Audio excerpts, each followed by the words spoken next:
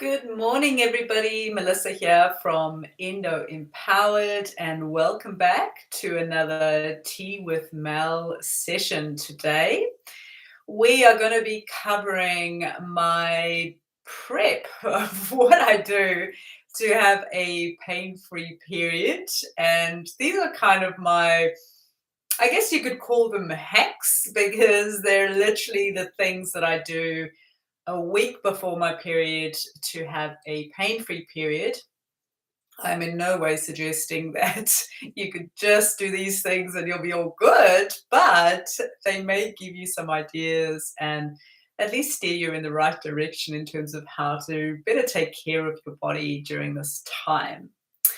As usual, we're going to start with my tea this morning. So we are going to be having sage tea.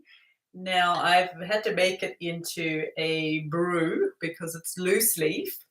So you guys won't be able to see it, but I'll see if I can pour it in front of you. It is quite green. Now, I do have some very cool information about sage tea to share with you guys. Sage is one of my favorite teas, and there are so many cool things in this book. If you haven't seen this book from last week, really recommend it by Matthew Wood. Really amazing insights about teas and particularly the energetics of tea, which I really love. So I thought I'd read a couple of interesting tidbits about sage tea with you. So sage, also called Salvia officinalis, so that is the Latin name. So if you want to make sure you're getting the right one, is shown to really help your body break down fats. So they describe it as rendering fatty components. Now, why this is important is because you need fats to produce hormones in the body. And often with endometriosis, there is an imbalance in those hormones. And so there's often not sufficient amounts of those fats, which are part of the building blocks to creating those hormones. So sage will help your body better produce them and also help better transport them for use within the body. So that was one of the first cool things that I found out about it. Basically, it says that improves the lipid economy of the body. So essentially, it is better production and making use of the lipids in your body. So better digestion from your food and then ability to use it in your body, which is fantastic. It's also been shown to have a beneficial properties against bacteria and viral and febrile diseases. So, obviously you guys all aware we've got some COVID stuff going on, and that's, going to be helpful to helping your body better cope with that. There are lots of other factors within the body that can be, bacterial, viral, that could be affecting your endometriosis, inflammation, etc. So having something like sage tea, which just boosts that up, is always going to be beneficial. The other thing it's been known to do is thin the blood and remove coagulated blood. Now, we often just think of the blood in terms of the heart, and, maybe you think of it in terms of high blood pressure, or there's, potential stroke, etc. But when you think about endometriosis, and in particularly talking about periods today, you have lumpy blood, dark blood, clotty blood. Those are indicators that your blood itself needs to be supported. And, the most obvious place to start is just really looking at, are you drinking enough water? Because, if you think about a river, and if there's sort of slow flow, then you're going to get more muddy water. Whereas if the river's flowing nicely, then you get clearer water. So in terms of your own body, if you've got lots of lumpy blood and dark blood and thick kind of stringy and sticky blood, that could be an indication that you're simply not drinking enough water. Now, sage tea has been shown to be beneficial for this. So It reduces clotting and does so without releasing any of those dangerous clots. So if there is a family history of anything like that as well, obviously, that is something to be really aware of. And it is also really good for producing those sexual hormones. So, you guys know those are a big part of the picture. So making sure that you've got enough of the right hormones to balance your body out. So anyone here want to share any questions today? If you've got a story you want to share with me about your personal experience with your periods, if you've got questions as I go, please feel free to use the chat and I'll be able to support you with that. Okay, so that is my sage tea. So cheers. We are going to go through 10 of my top 10 recommendations or hacks of how I managed to have a completely pain-free period. If you guys read my email, you know that I went I stood on a paddle board. I mean, that's quite hard work on your core, and I did that on the second day of my period. Now, there's no way I could ever have done that when I had the grips of that endometriosis pain. I remember literally throwing up from the pain, literally just curling up into a ball. Self-pity was so intense. I would literally rock myself back and forth like a child and just sob because the pain was so intense. And here I am now going out, not even vaguely concerned about having any kind of period pain. It's not inhibiting my life anymore. And that's why I do this work. That's why I'm here, because I want you to experience the same thing and know that this is within your reach. I think it's really hard to believe that there is a way out when you have such intense pain. It's so hard to believe that it can shift. And so I'm here to really motivate you and to be there for you and for you to know as evidence that I am, that it is possible. There are lots of women who have followed my advice who experience the same thing and overcome incredible odds just by really looking after their body, nurturing their body, and supporting themselves properly rather than suppressing or resisting. When we're in pain, we have a tendency to want to fight that pain. And there is a resistance and an energy exertion in that attempt. So we might use words like endo warrior, or I'm going to fight this, or this isn't going to beat me, or any of those kinds of ideas. And to me, that seems contradictory because you are fighting against your own body. What your body really needs is love and nurture and caring and being there for your body. And that's really the calling of that pain. That's what that pain is signaling, is please just take care of me. So I hope that makes sense to you. And I hope that kind of steers you in a different direction.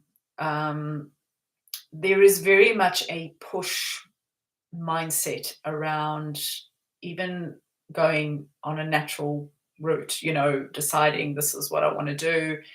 There is very much a push mindset of just do. Here's my to-do list. I've got to do all these things and then I'll be well. That is not the approach that I agree with.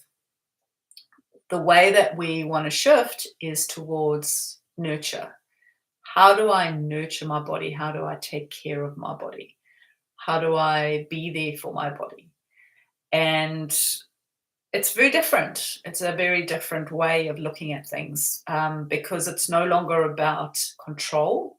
It's no longer about restriction. It's no longer about pushing and forcing and I'm not doing enough. which is ultimately the mindset that comes with that, versus I'm doing the best that I can, I'm supporting my body, I'm here for you, I will do whatever's within my reach right now. And we need to appreciate the level of stress that comes with this mindset versus this mindset. And unfortunately, stress is a huge factor in why you might have hormone imbalance, why you might have more pain in the body. So just being really mindful of that and just really thinking about how you view yourself and how you view this healing journey is really important. Okay, so my first and number one tip to really supporting yourself before your period is sage tea. Of course, I'm going to mention sage tea. So you're going to get yourself some sage tea. You're going to grow some sage tea if you don't have access. And you're just going to have this a week before your period, 2 to 3 times a day. If you need to add a little bit of honey, that's okay. It's really, really good for you and really supportive towards your body. It's highly anti-inflammatory, which, as you now know, reduces pain in the body. Okay, so that's your number one, is to get some sage tea. The next one is to get yourself some kind of omega-3 rich food or supplement. Now, generally, people will recommend fish oils. So, high concentration omega-3 fish oil. That would be one option. The other option is algae oil, which, same idea, just that algae oil is obviously plant-based, but I find algae oil a lot more absorbable. Fish oil tends to also repeat. So if you really can't deal with kind of that fishy repeating happening, then that's where the algae oil is really good. Algae oil is very high in omega-3, and it also supports your hormones, so rebalancing your hormones, but also your brain health. So oftentimes when we're going through that last week before your period, which is really the week that we're focusing on today, there can be a shift in our emotions and our ability to focus. So often women describe that they just feel all over the place. They feel stressed, but they're not quite sure why. They feel overwhelmed, but they're not quite sure why. That's where the algae oil can really help you, because it has this kind of grounding effect. And it does give you the sense of being able to focus, being able to give something your full attention without getting so distracted with a whole lot of things. So that would be my second recommendation, is to get some algae oil. The next one is really looking at your cycle. So ideally what we want to do is honor the natural womanly cycle and kind of almost break it up into 4 pieces. So you start the cycle with spring. So this is really where you're coming out of the monthly, the body's building itself back up. It's all about newness. I often find during this time, I have this huge desire to clean or organize something, get things back into some kind of systems. There's a preparation time almost within that time period. Then we move into summer. And summer is really where you're full steam ahead. You've got all this energy. You want to create things. You want to make things. You want to finish things. You've got a certain amount of focus and ability to just get stuff done. And that tends to be really where we want to be within that time of the month. That's where we really want to focus on getting things done. Then we move into autumn. And autumn is really where that's just before your period. So this is a time where you actually want to slow down and you want to honor that time. So this is a time that your body is preparing what it thinks may be a baby. And so it's actually going into kind of a cocoon state, kind of you know, um, like a healing state. And we need to honor that instead of pushing through, instead of forcing, instead of working long hours, instead of doing too much. We want to actually slow down and use this time as reflective time. So this is where you might reflect on your weeks, that you've had in that month. You might want to reflect on your life. I find using that time as a way to be grateful for myself, and specifically my own character traits, my own abilities, what I've gained in terms of my life, what I've given in terms of my life. Using that time to really reflect on that is so, so important. From my past experience, that time was the worst time of the month in terms of my emotions.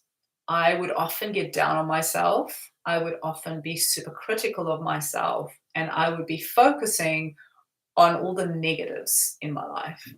And so, and this can be hormonal, of course, but this is a tendency that I've seen with women, is this kind of being hard on yourself and your life and not being happy basically with what you have.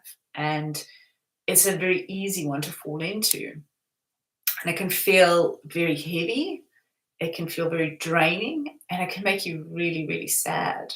And so this is where those PMS type symptoms might come about. So making a point of using that time as a positive space and finding the things that you are grateful for, and particularly about yourself. So that is number 3, and it's massive. And I really want you guys to use that time specifically to do that. Ideally, you want to be doing that all the time, is really focusing on gratitude and being grateful for yourself. But particularly around that time of month, I do feel that that's when women really need it. And that's when we might go down the rabbit hole of actually being really hard on ourselves.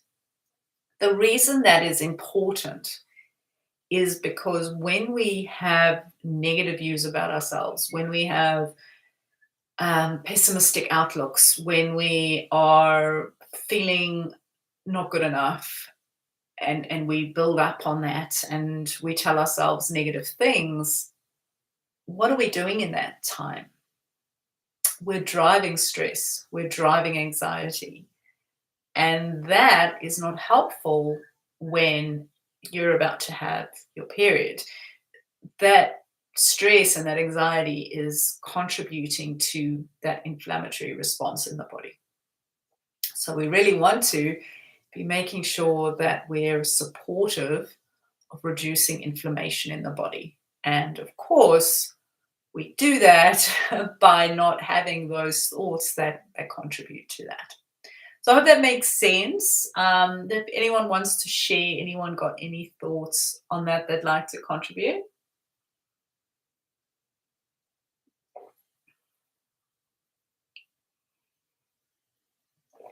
Okay, the next one is to, same period of time, is to have your yoga practice to align with that as well. So in terms of exercise, we actually want to honor the cycle in the same way we honor the cycle for everything else. We want to move the body in a way that supports the body during that time. So a week before your period, you want to be doing things that are nurturing to the body. You're not going to go and do a HIIT class or, extreme exertion during that time. You actually want to do something that is relatively calming and soothing to the body. So depending obviously on your fitness level, I'm not suggesting that you can't go and do something a little bit more energetic, but it depends on your fitness level. But generally, I find the best forms of exercise during that time is, guess what? Yoga, and yoga specifically to reduce that inflammatory response that may be coming up during your period. So things that are focusing on the lower pelvic area. exercises that open that pelvic space, create blood flow to the area. So we're not looking at walking, which is just moving this way. We're looking at things that open that lower abdominal area and create blood flow in that lower abdominal area. Something as simple as squats, dancing where you're opening the hips. There are lots of yoga sessions in our yoga program, which you can sign up for, that show you. Specifically, there's one called hip opening session that actually addresses using yoga to really create blood flow to that abdominal area. So, even things like doing belly dancing, things that open that space, just think of anything that is opening towards the abdominal area rather than concealing and closing up. So avoid things like cycling, avoid things that, cramp up the body. Even something like swimming, if you think of breaststroke, you're opening that area. Even a simple stretch of putting your legs apart and stretching either way. Anything that opens that space is creating blood flow, which ultimately supports the body's process of that menstrual cycle. So we want to ensure that there is enough blood flow so that the blood that needs to come out can be released, but also all the lymphatics relating to that area can work effectively. When you have things like cysts, when you have dark clotty blood, when it's just not flowing easily, when there's pain, that indicates that there is stagnation, which is the Chinese way of looking at endometriosis. There is stagnation in that area. We want movement, we want flow. So that's where having some kind of exercises that focus on that will really help. Of course, that's where are we up to? I think that was number 4. Okay. And then, of course, number 5 will be water. Drinking enough water.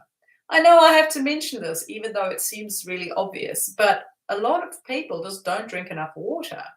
They don't think it's important.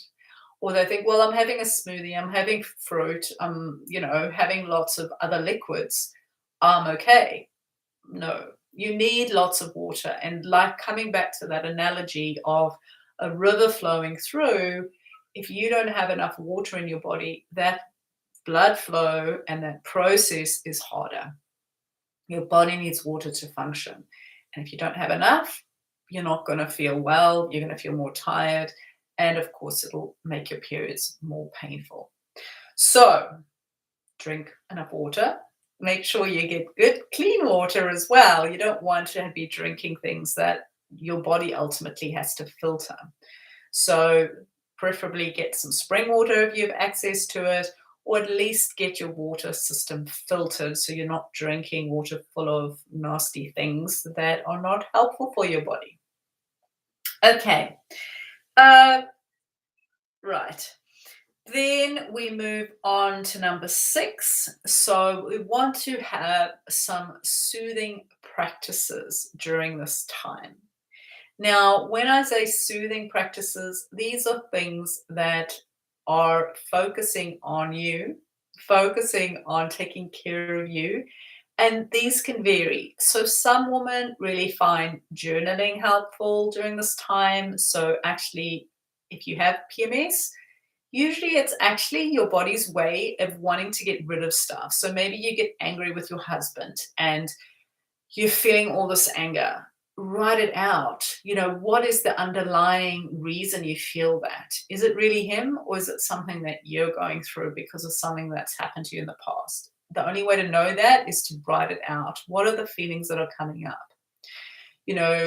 Another way to really recalibrate on yourself is to look at, am I taking care of myself? Am I putting enough in place that I prioritize my own things that are important to me?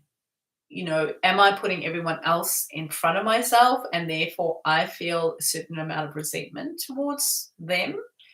And I'm also neglecting my own health and my own needs because of that. So really coming back to self, how can I better take care of myself? And oftentimes we will blame other things. We'll say, oh, I don't have enough time, or I don't have enough whatever. The reality is you have to decide that you're important enough to take care of. And maybe that's something to journal on. Where does this idea come from that everything else is more important? And how can you recalibrate your life to shift that? I know some women who've, found Endo Empowered and really evaluated that question on a massive level, to the point where they've reevaluated their job and questioned, do I want to stay in this job? Is it really supportive for me? Is it really making me happy? Am I really able to heal my body in this environment? So really questioning on a bigger scale. So, and that may not be such a big thing. It may be just a simple thing of actually saying, okay, I need 2 hours a week that are mine, that I get to do whatever I want. I get to decide that I'm going to go for a massage, or I'm going to spoil myself in some way that I give myself permission to do. And, in some cases it might be painting, and it might be learning a new instrument. Whatever that is for you is really coming back to what do you need, and allocating that time, deciding that you're worth it and you deserve that. And so you have that. Okay. Then where were we? I think that was number 6. Number 7 is making sure you have enough greens in your diet. I don't know how many times I could say this, but greens are your best friend when it comes to really supporting your body. The green foods out there, they are your best friends. No amount of taking any supplement is ever going to replace the benefits that you can get from eating greens. I know this is so hard. We want to just take a tablet and make it all go away, but it just doesn't work that way. The greens provide your body with so many beneficial properties, particularly folate. So folate is not the same as folic acid, which is what is the synthetic version that is often recommended. Folate is from actual green plants, and folate is what you need. Folate is what helps your liver do so many things. It helps your body process so many things. It provides for your body on a whole other level. And folate is something, if you want to get pregnant, you really want to make sure you have lots of it. And it helps your body for detoxification. It helps your body to process excess hormones. There are so many things folate does. It's imperative that you get enough folate. Now, women often say, oh, but Mel, I don't know how to get that. I don't know what to eat. Just eat green stuff. So the more variety of green stuff, the better. So don't just buy cos lettuce, have a variety of different greens. Beetroot leaves, kale, silver beet, broccoli. Miner's lettuce is one of my favorites. You might have to grow that yourself. Curly lettuce. Dandelion leaves is one of the best. You can get that, seriously, if you just leave your lawn to grow weeds, you will have that in your garden. You don't even need to plant it. You will have dandelion leaves pretty instantly. Incredibly powerful healing herb. And explore beyond that. So green stuff is your best friend when it comes to really reducing inflammation in the body. If you imagine inflammation is red, green is the antidote. So it's going to lower that inflammatory response in the body. And the more greens you have, the less pain you have. So green smoothie it, salad it, Add some greens to your main course dinner. Have a salad before dinner. Just do as many greens as you possibly can, and you will notice a shift in how you feel. Okay, right, I have lost track of how many I've done now. So, where were we?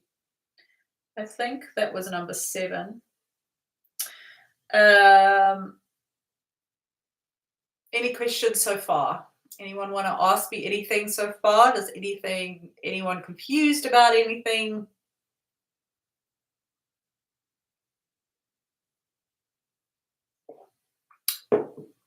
Okay.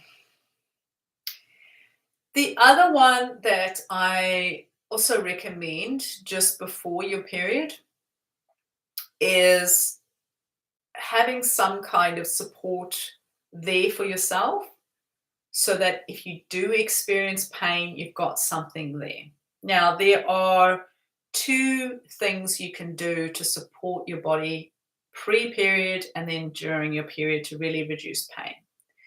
The first one is turmeric, but specifically the constituent called curcumin. Curcumin is amazing. Turmeric drinks are fine. If they have pepper in them, you will absorb that constituent. But the amount is so minuscule that, to be honest, I'm not sure how much of a benefit you're going to see from drinking. I've seen women drink turmeric lattes, etc.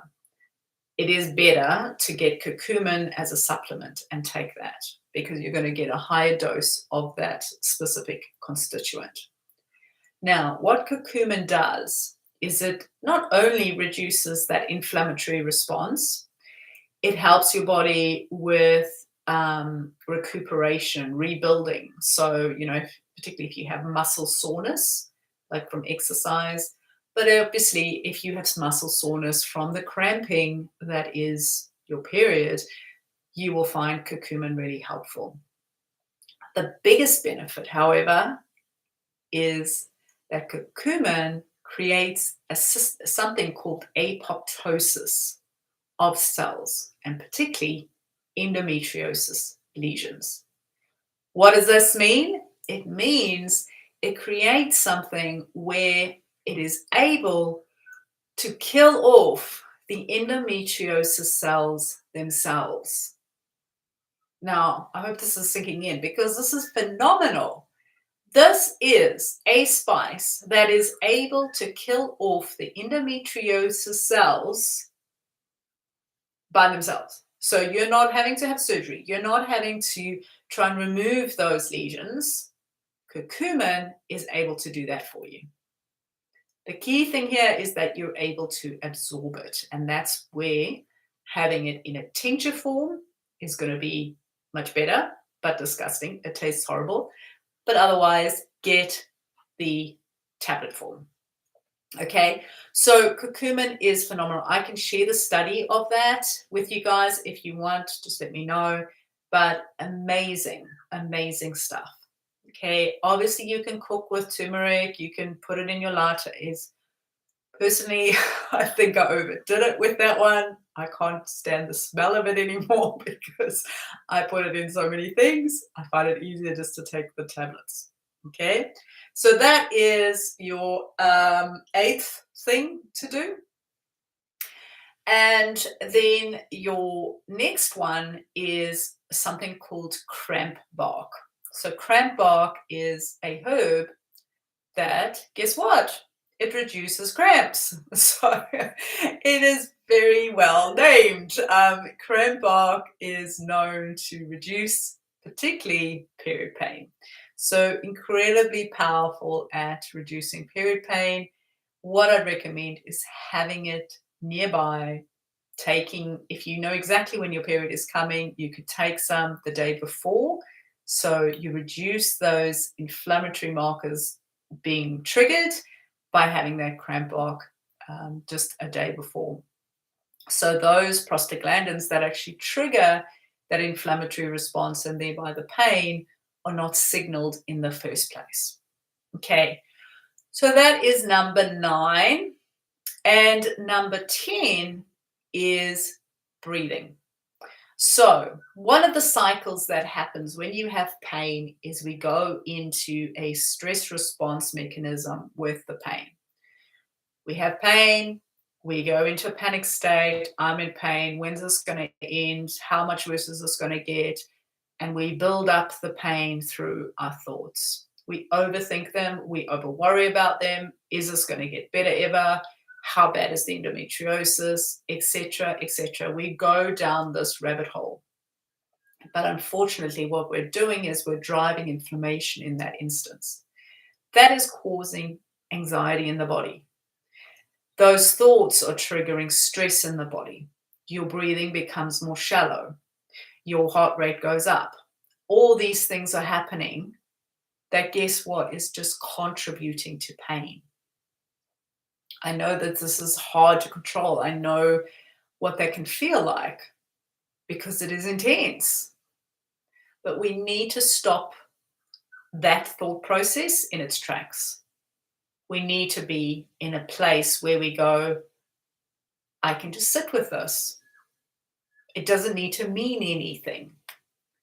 The pain is not something that is now definitive of any future coming afterwards.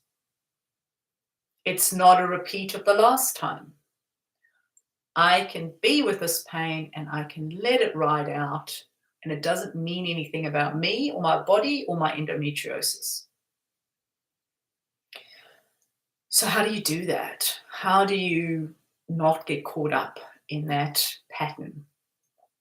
The easiest way is to breathe and to really focus on breath. So almost imagining yourself going through labor, because that's how intense the pain can be, is really focusing on breath, letting the pain sit, don't resist it, just let it sit there, let it be there with you without meaning anything, without fighting it, and just write it out, but breathe through it. The breathing triggers something called the parasympathetic nervous system, which is what ultimately lowers inflammation, which lowers pain, helps healing, helps digestion, does a whole lot of cool stuff, which is why we want to incorporate things that help your body do that. And those are things like yoga, breathing, meditation, being grateful, which is a lot of the steps that I've shared with you today. So those are my 10 things. If anyone's been here from the beginning, if you want to write them in the comments so that everybody has them. I know some people joined us a little bit later, so we might need to adjust the time of these live sessions.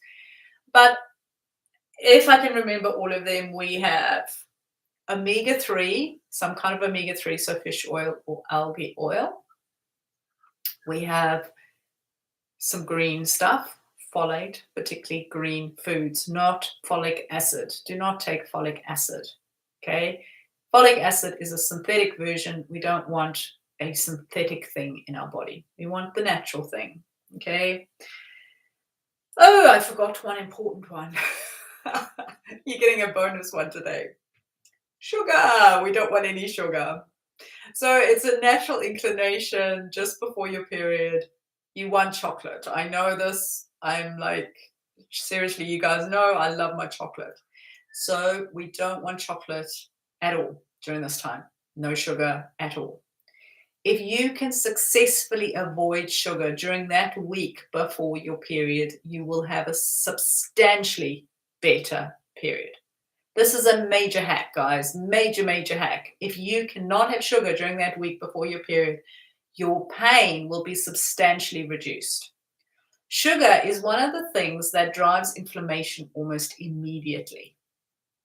It is like putting a button on and bang, there goes inflammation. So when you have sugar before your period, you are encouraging inflammatory responses. You're encouraging that pain to be driven up. So no sugar, no chocolate before your period. The thing with chocolate before your period, and the reason we crave it, is actually because your body is wanting magnesium, which cacao is very high in magnesium, which is possibly where that desire comes from. Not always, but generally we find that there's some kind of deficiency of magnesium in the body. Now, to get the beneficial properties of magnesium, have raw cacao, no sugar. Okay, raw cacao nibs, you can add them into various, particularly breakfasts, cacao in a smoothie, have banana, cacao, some kind of nut butter, some milk. There's your smoothie. Okay, you do not want to have any kind of chocolate with any kind of sugar in it. Okay, because that is going to drive up that inflammatory response in the body and ultimately lead to more of a painful period. Okay, anyone got any questions, anything that I've missed, anything that you want to add, any experiences that you want to share?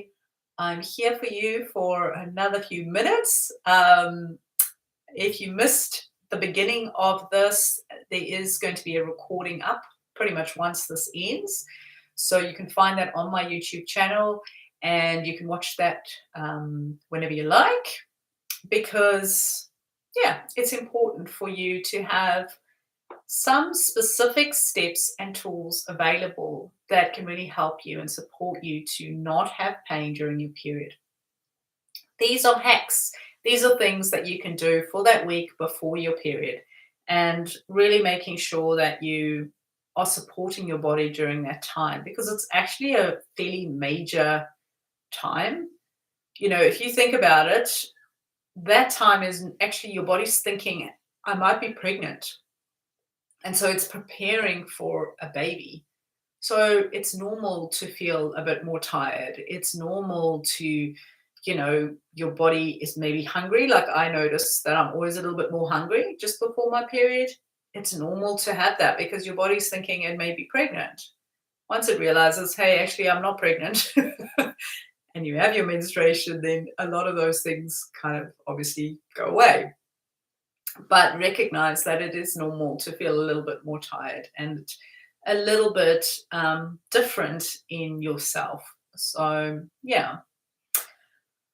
Right. Anyone got any questions?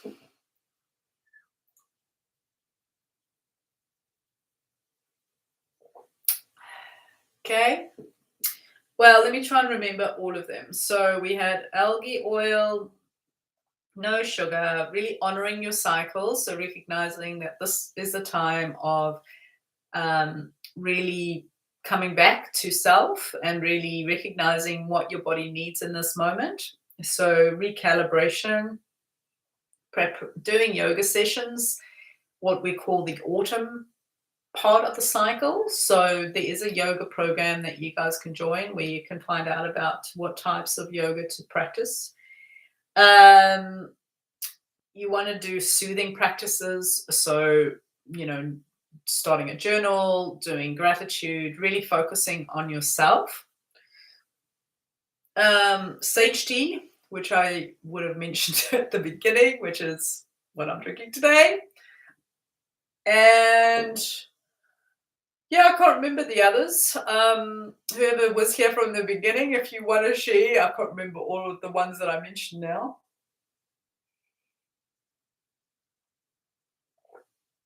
Okay. Well, if there's no other questions or anything that you guys want to know, if there's other topics that you want me to cover, feel free to share those with me as well.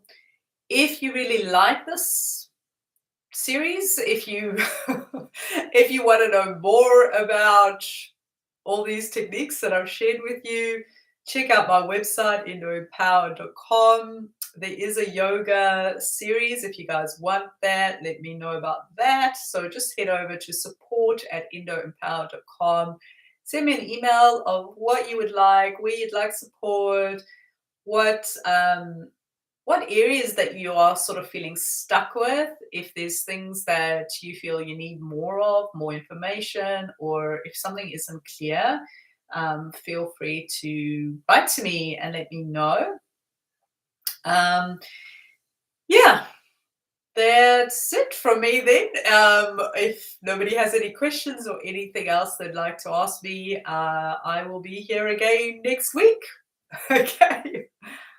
I might make it a bit later. I think most of you probably prefer a later time. You can let me know that as well, so I know when would be a better time for you guys to come along.